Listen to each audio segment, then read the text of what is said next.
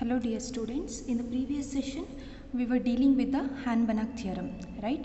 So before continuing with the Hahn-Banach theorem, let us recall the definition, that is extension function.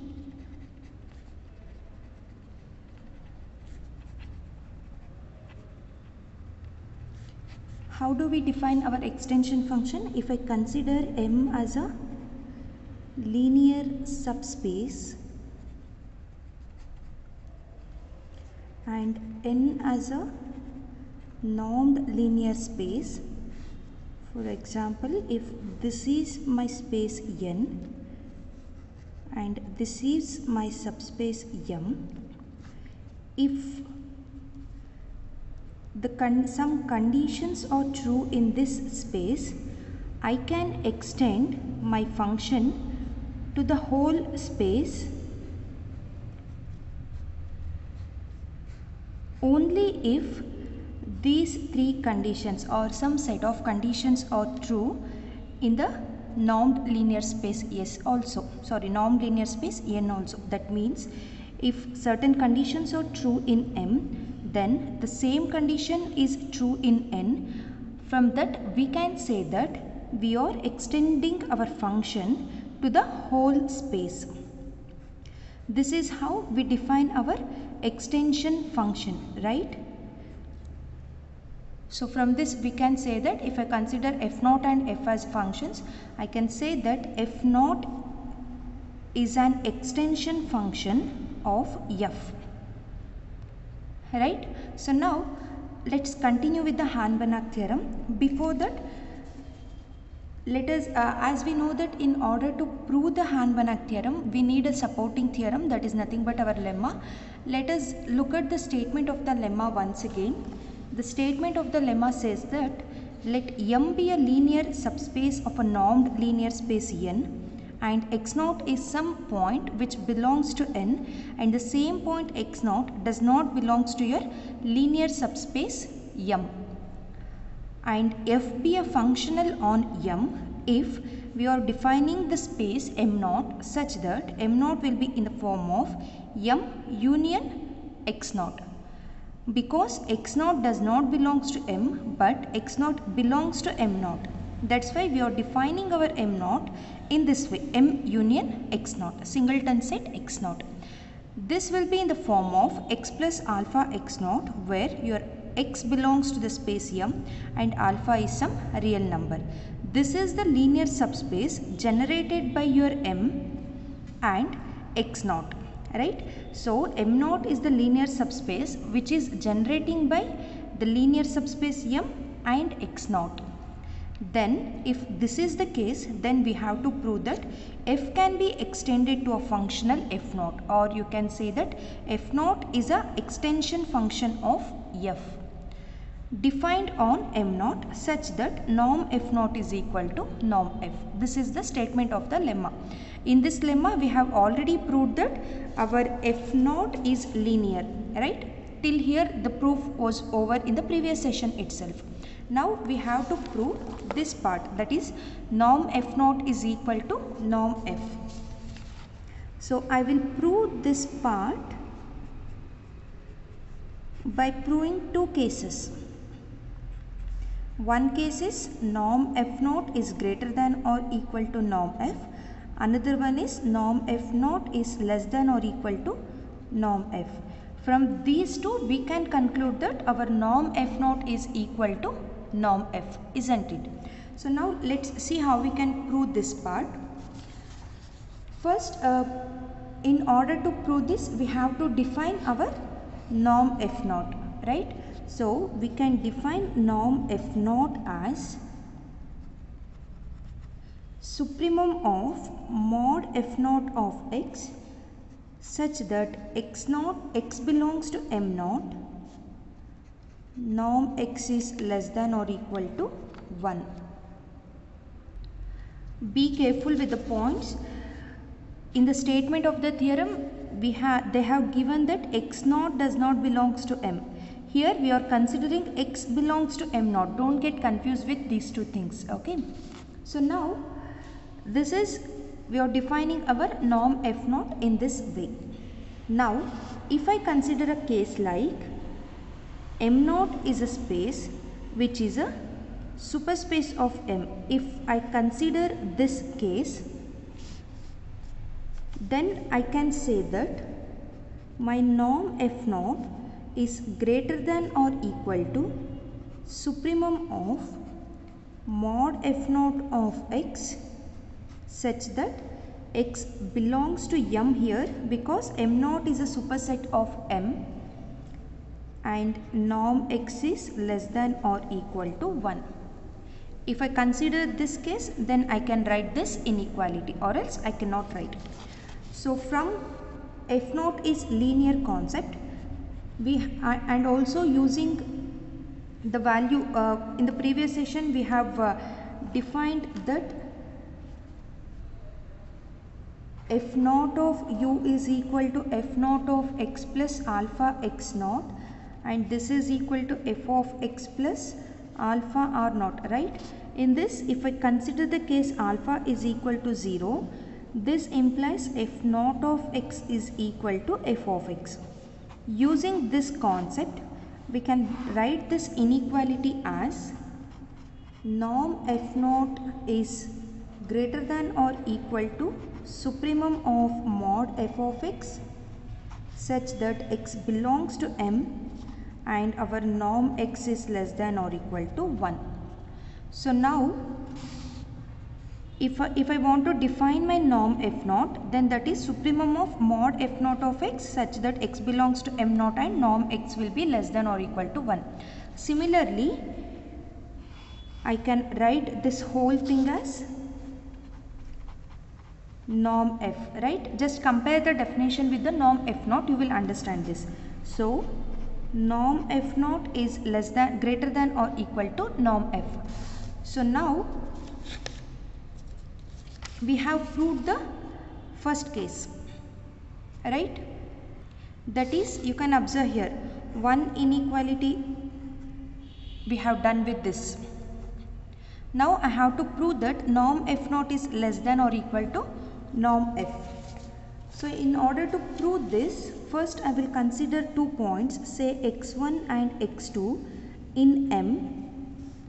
Then we can write, since f is linear, f of x1 minus f of x2 will be equal to f of x1 minus x2, right?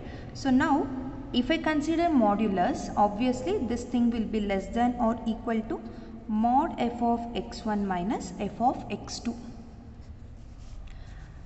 We can write in this way. Now again we can split this and we can write this as, this will be less than or equal to norm f into norm x1 minus x2, because we know that mod f of x is less than or equal to norm f into norm x, right? Using this fact I can write this thing. Now we can further write this as, if I consider one more point, say x0, in the LHS part we have f of x1 minus f of x2. This will be less than or equal to, I will write norm f as it is. I will just add and subtract this x1 minus x2 with x0. That means I can write that as x1 plus x0 minus x2 plus x0. So now minus f of x2 minus norm f, this norm f is common for these two terms, right? Norm f into norm x2 plus x0. This whole thing will be less than or equal to minus f of x1 plus norm f into norm x1 minus x0. I am just rearranging this whole inequality in this way. Okay, so this inequality is true for x1 comma x2 belongs to M. Now if I consider one more point, say y, and this y belongs to M, then we can write supremum y belongs to M into minus f of y minus norm f into norm y plus x naught. This will be less than or equal to infimum of y belongs to M minus f of y plus norm f into norm y plus x naught. That means we are choosing one more point in the space M, and we are just building a relationship with this new element, along with that this x1 and x2. So for that, in order to build a relationship, I have considered this inequality. So there exists one more point y, such that if you consider that point, if you generalize your inequality in this way, you should get back the same things. That's how we are considering one more point. Okay. So now further I can simplify this as since we know that wherever there is a supremum and infimum, there exists one more point, that is some real number, say R0, and this R0 will be obviously in between your supremum and infimum, right? So I can write in this way: supremum y belongs to M minus f of y minus norm f into norm y plus x naught will be less than or equal to the real number R0, and this R0 will be less than or equal to infimum of y belongs to M minus f of y plus norm f into norm y plus x naught. That means if I say my function f of x is bounded, it means that we have both upper bound and lower bound, that is supremum and infimum. So obviously if this is some 1, we can say that we have two bounds, that is minus 1 and plus 1. In between this there exists a real number. I will consider that real number as R0. So here we are just writing in the form of relation between supremum and infimum. There exists one point. I can say that that point will be in between supremum and infimum, right? Now let us consider one more point for any u belongs to M0, and we have already seen that what is my u is nothing but x plus alpha x naught. We have seen in the beginning of the theorem, right? U is nothing but x plus alpha x naught, and this x plus alpha x naught will be in your space M0. M0 is a linear subspace generated by M and x naught, right? So now we can write that x plus alpha x naught belongs to M0, or simply u belongs to M0, and here your x belongs to M, right? I have one more term y. Now since y has some relation between x1 and x2 in the space M, I can write y is equal to x by alpha. This alpha is again some scalar value. Okay. So now let us consider this as inequality 1. In this inequality, if I substitute y is equal to x by alpha, let's see what will happen to this. Before that, I will find out what is f of y. F of y is nothing but f of x by alpha. Since alpha is some scalar value and f is linear, we can write 1 over alpha into f of x. Substituting this back here, now we don't have y term, so it is fine if you don't write your supremum and infimums. Okay. Minus 1 by alpha f of x, because I have minus f of y here, minus norm f into norm x by alpha plus x naught. This will be less than or equal to r naught, and this is less than or equal to minus f of x by alpha, or you can write in this way only, plus norm f into norm x by alpha plus x naught, right? So you can take LCM and here also you will be having alpha in the denominator, here also you have alpha in the denominator. So by taking 1 by alpha as common, you will get 1 over alpha into minus f of x minus norm f into norm x plus alpha x naught is less than or equal to r naught, and this is less than or equal to, again take 1 over alpha as common. So you will be getting minus f of x plus norm f into norm x plus alpha x naught. Right? Now we can further simplify that as 1 over alpha into minus f of x. So what is x plus alpha x naught? That is nothing but u. So in the place of norm x plus alpha x naught, I can write it as norm u minus f of x minus norm f into norm u. This is less than or equal to r naught, less than or equal to 1 over alpha minus f of x plus norm f into norm u. We can write in this way. So now we have alpha on both sides.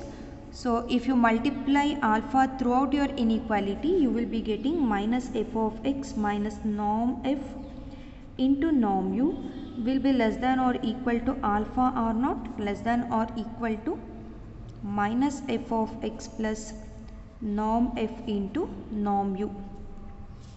Now you can observe with alpha r naught you have two inequalities. That means we can write this as one is minus f of x minus alpha r naught will be less than or equal to norm f into norm u. I have just rearranged this in this way. Okay. Again this implies minus of f of x plus alpha r naught will be less than or equal to norm f into norm u. Similarly, you have one more inequality.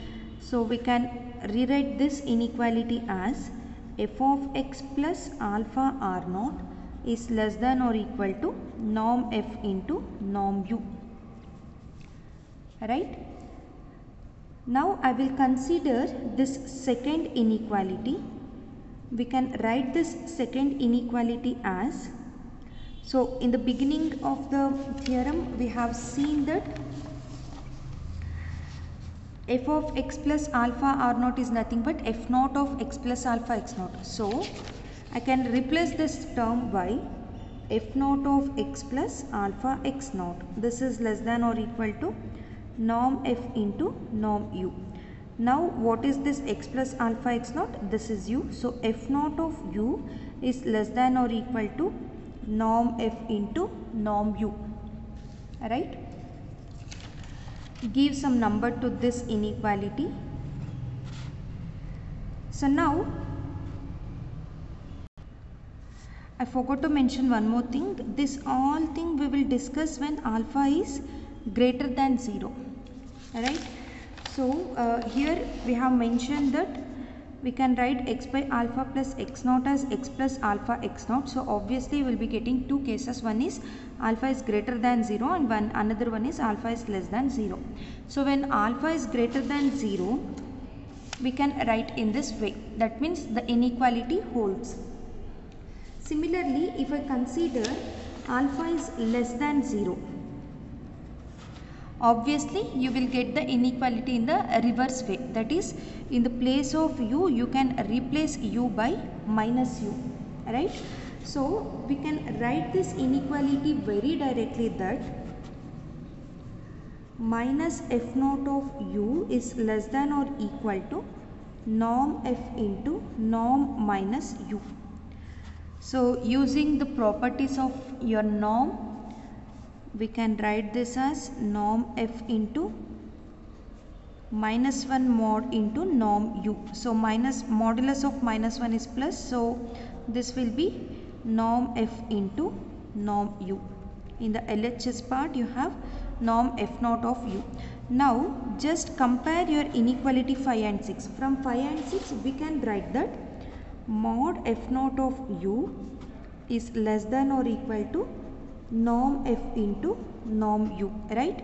So what is f naught of u? Initially we have defined our f naught of u as norm f naught as supremum of mod f naught of u such that u belongs to m naught and norm u is less than or equal to 1, right? This is how we define our f naught. So from this we can directly say that norm f naught will be less than or equal to norm f, right?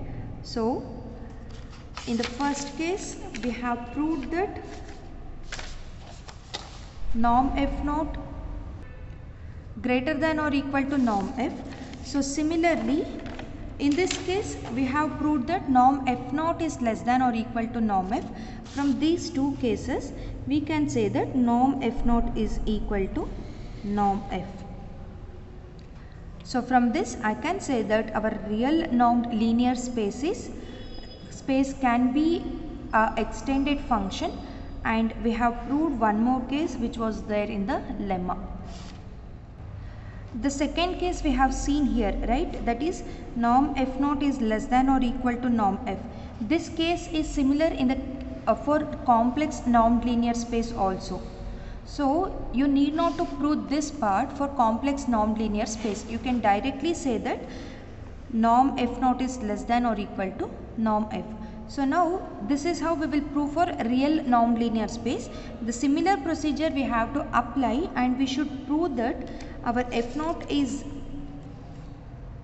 f is linear on m naught in complex space also. Also with that we have to prove one more condition, that is norm f naught is greater than or equal to norm f.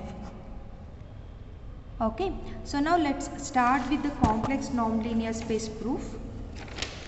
In order to prove this, I have to consider, since we are in the complex plane, obviously I should need a real part of f and imaginary part of f, right? So let us consider our N is a complex normed linear space here, and f be a complex valued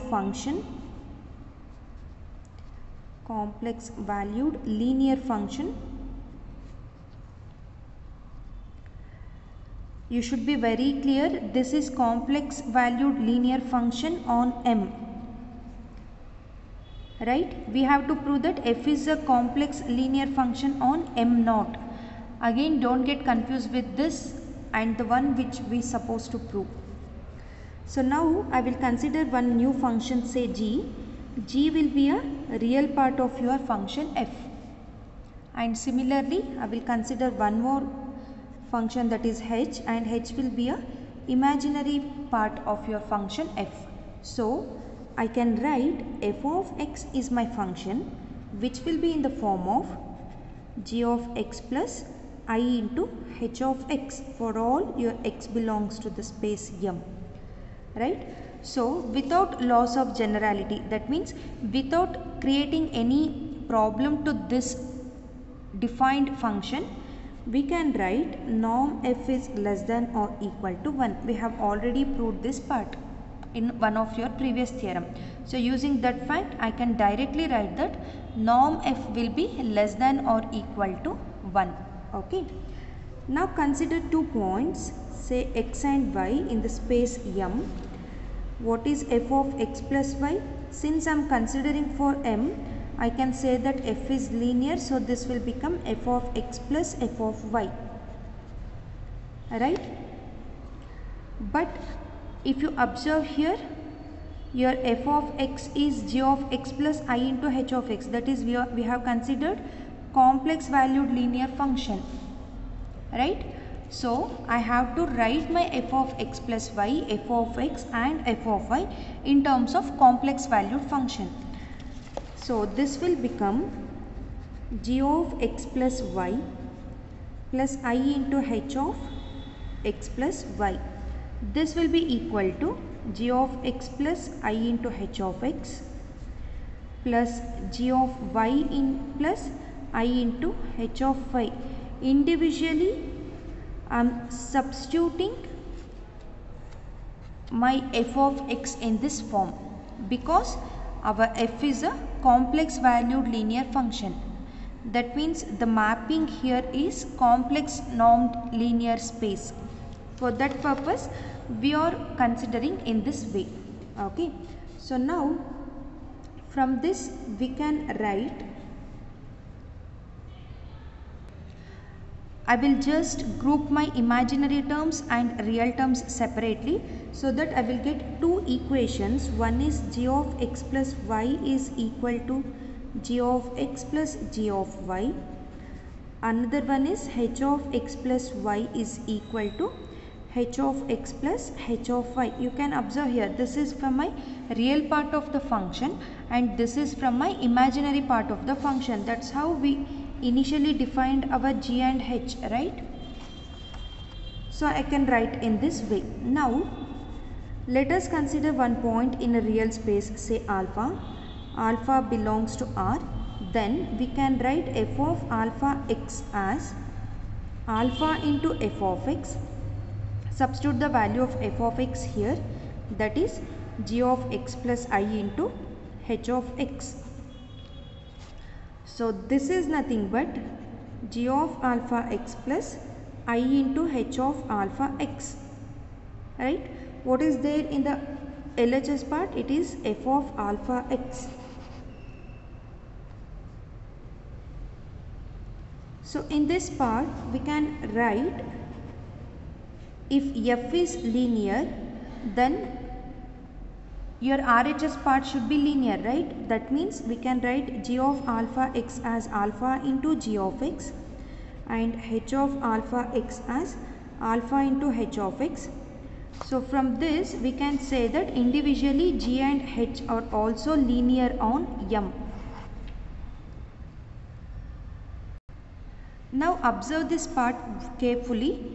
We have f of x is g of x plus I into h of x. Right? Now if I consider modulus of g of x, obviously this term will be less than or equal to mod f of x, right? This mod f of x will be less than or equal to norm f into norm x. Just look at the inequality carefully. Here we defined our f of x as g of x plus I into h of x. If I choose only g of x, obviously this g of x will be less than or equal to f of x, and we can write mod f of x as less than or equal to norm f into norm x. You should be knowing this inequalities, okay? So from this we can say that f implies boundedness of g, and if you write for h, that is if I just consider h, mod h of x will be less than or equal to mod f of x, and this mod f of x will be less than or equal to norm f into norm x. So from this I can say that f implies boundedness of h, right? So since from this we can say that we have already proved that g and h are linear. Here we are concluding that g and h are bounded. From this we can say that g and h are real linear functionals. This is on space M itself, not on M naught. You should be very particular about the space, okay? So now again I will consider one point x that belongs to M, and I can say that g of ix will be equal, g of ix plus I into h of ix will be equal to f of ix, right? this is real linear functionals. So here I am considering g of ix plus h of ix. Obviously in the place of x I have ix, so my f of x change it to f of ix. Since f is linear, again we can write this as I into f of x. So for I into f of x, this will become I into g of x plus I square into h of x. The value of I square is -1. So I into f of x is equal to minus h of x plus I into g of x. That means g of ix plus I into h of ix is equal to minus h of x plus I into g of x. You will get to know why I am finding all this term. You will get to know in the next part of the proof. Okay. So if I group my real and real and imaginary terms, I will be getting g of ix is equal to minus h of x and h of ix is equal to g of x. From this we are grouping the real part as well as the imaginary part. Okay. So now what will happen to a function f of x? F of x is nothing but g of x plus I into h of x, right? So this will become f of x is equal to, I will retain g of x as it is, minus, because we know what is minus h of x. So this will become minus I into g of ix. Right? Now, since g is a real valued function on the real space, from case 1, we can say that g can be extended to a functional g naught. I repeat this part again. So from this,